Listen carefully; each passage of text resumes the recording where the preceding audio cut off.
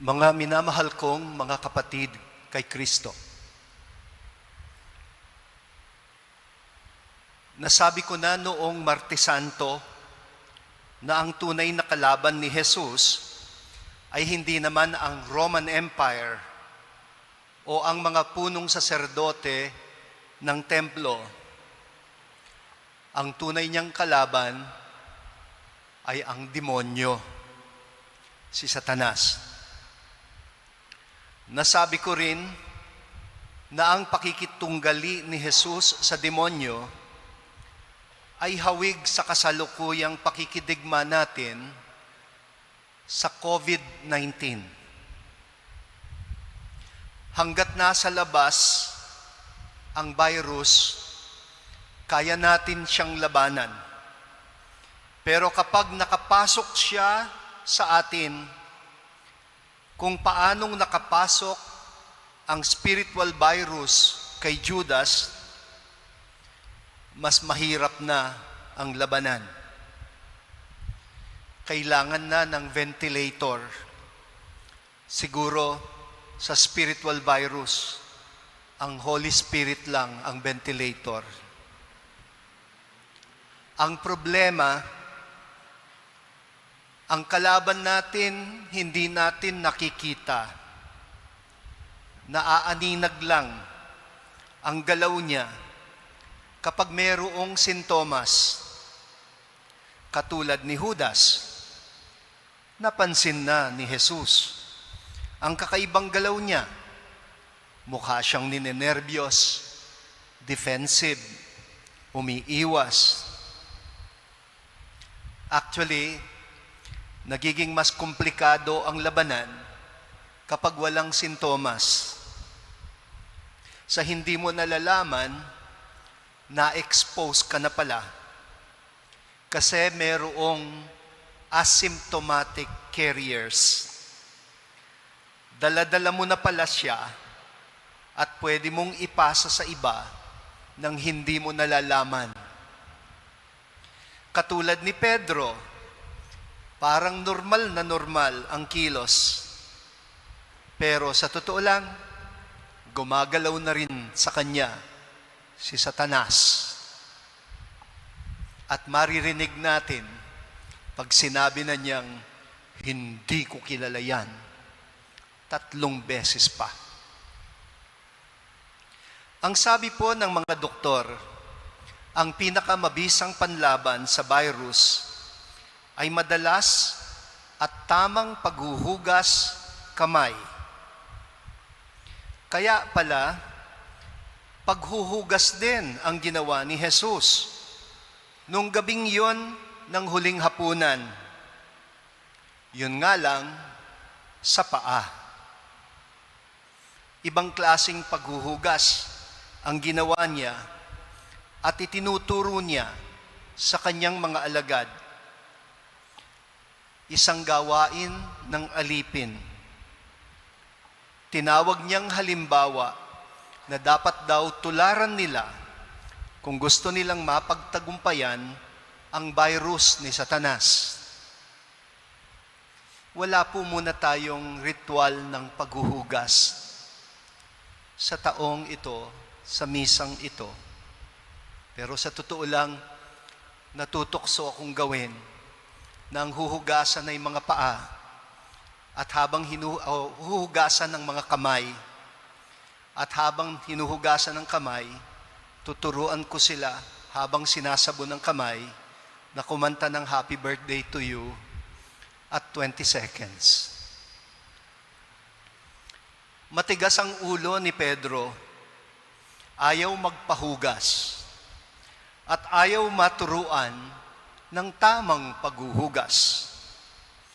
Parang nagre-react siya kay Jesus dahil hindi nga naman siya parang isang batang maliit na kailangan pang turuan kung papaano maghugas.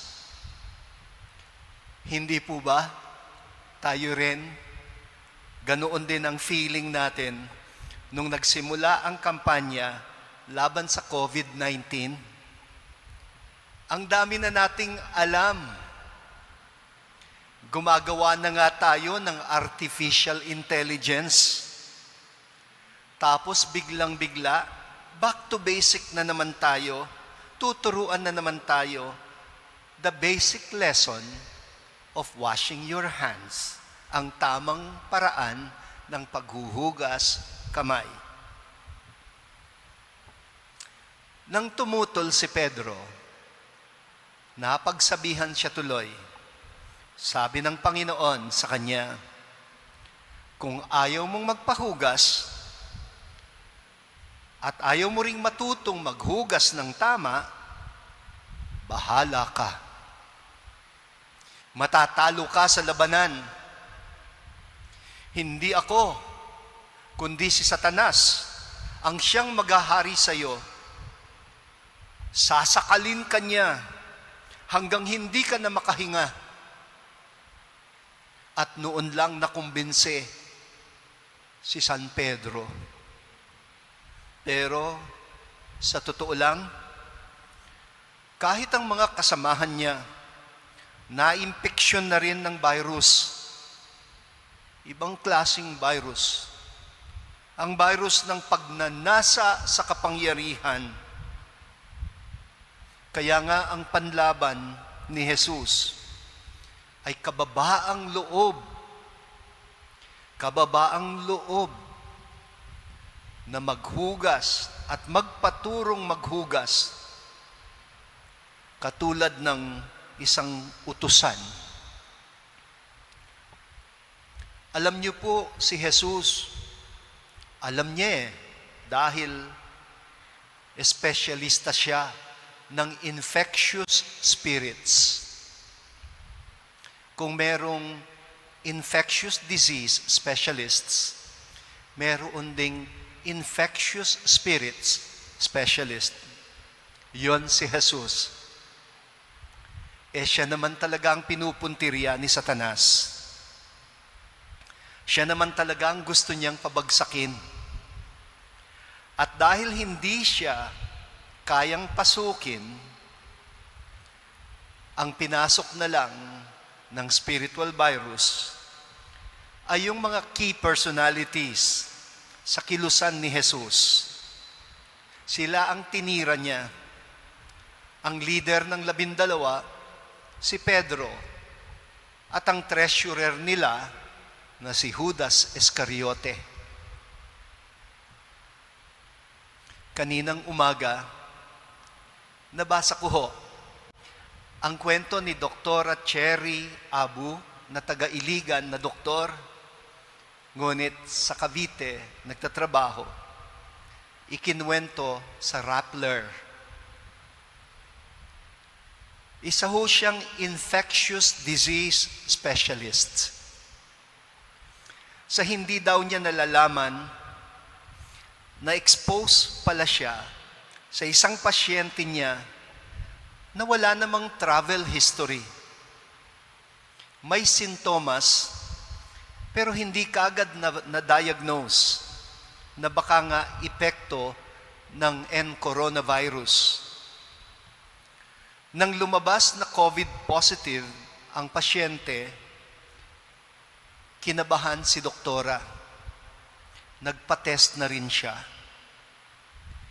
Pero laking gulat niya nang unang lumitaw ang sintomas ng COVID infection sa kanyang mother-in-law na kasama sa bahay. At pinatest din siya.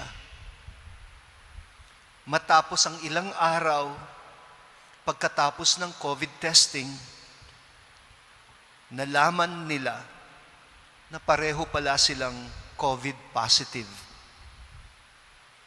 Nakapag-uwi siya ng virus nang hindi niya nalalaman at hindi sinasadya. By then, matindi na rin ang epekto kay Dr. Cherry ng COVID-19. Kaya pati siya nilagay under isolation habang minomonitor pa rin ang biyenan niya kahit na through cellphone lang. Nakikipagdiskusyon siya sa mga doktor na uma-attend sa mother-in-law niya na napakabilis nag-deteriorate. At nang hindi na makahinga ang matandang babae, na-intubate siya, nilagay sa ventilator sa intensive care unit.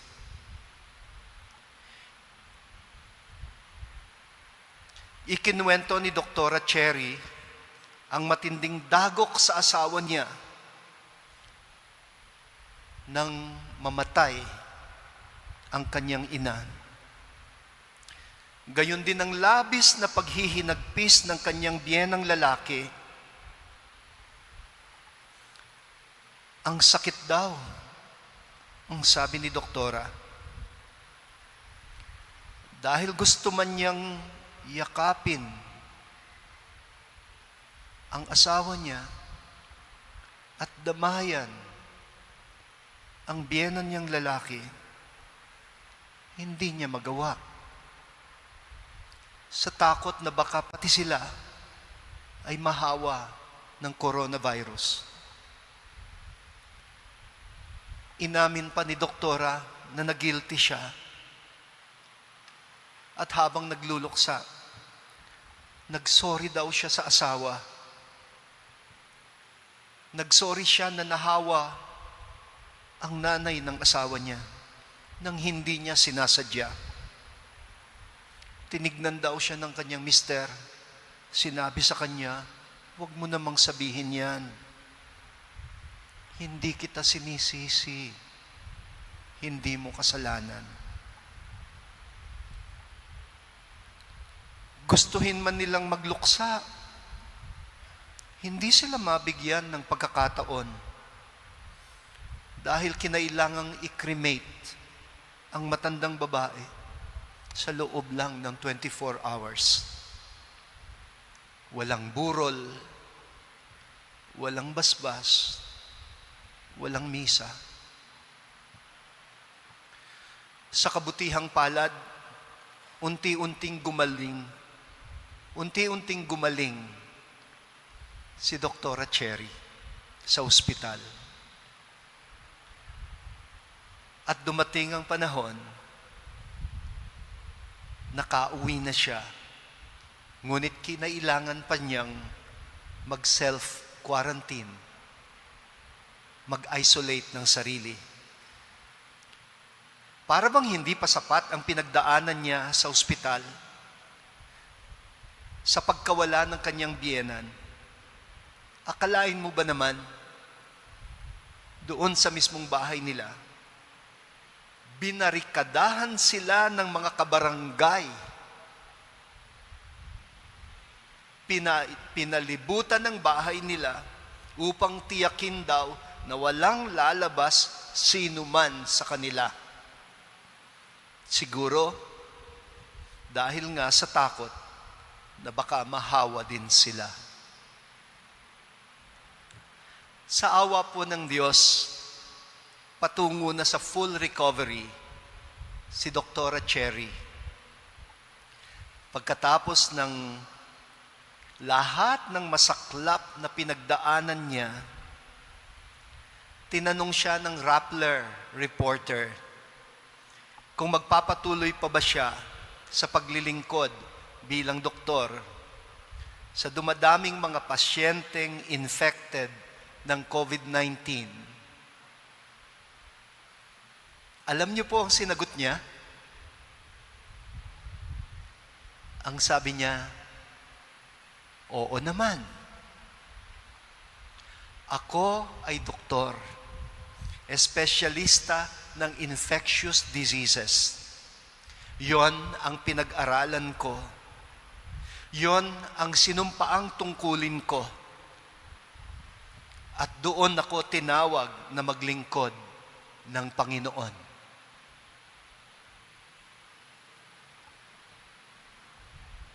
May idinagdag pa si doktora na lalong nakaantig sa akin.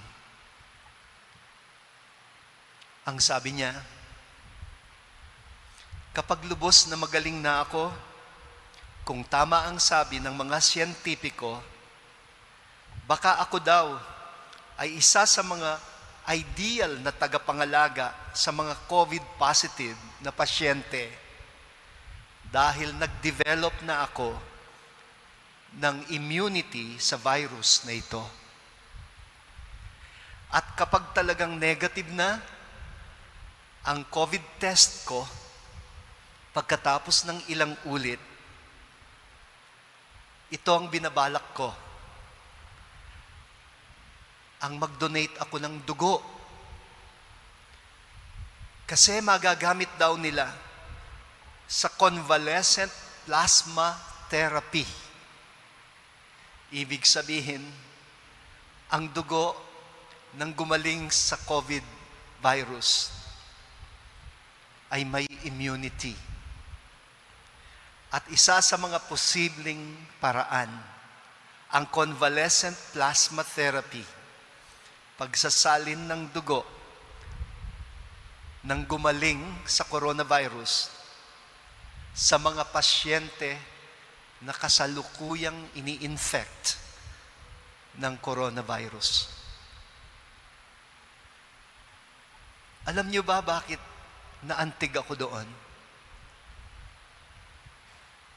Kasi parang narinig ko sa sinabi ni Dr. Cherry ang sinabi ni Jesus sa Last Supper. Ang pinakamabisang panlaban niya sa virus na si Satanas ay ang kanyang dugo.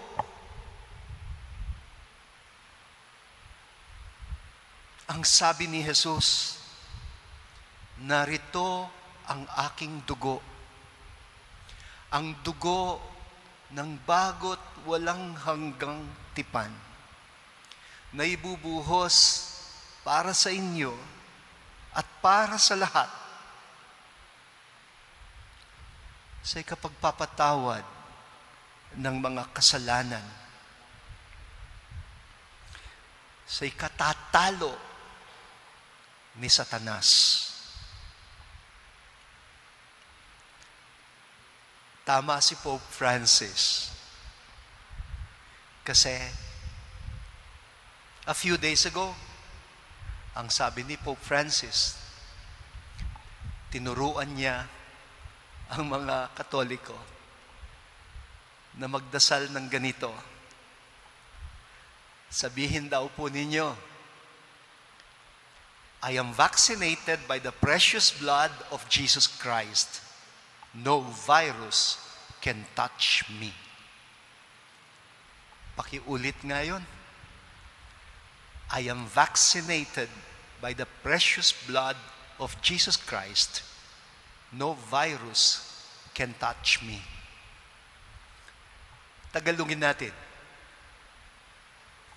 Binakunahan ako ng mahal na dugo ni Kristo. May panlaban ako sa coronavirus.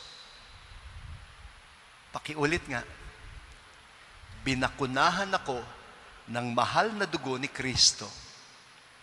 May panlaban ako sa coronavirus. Amen. Amen.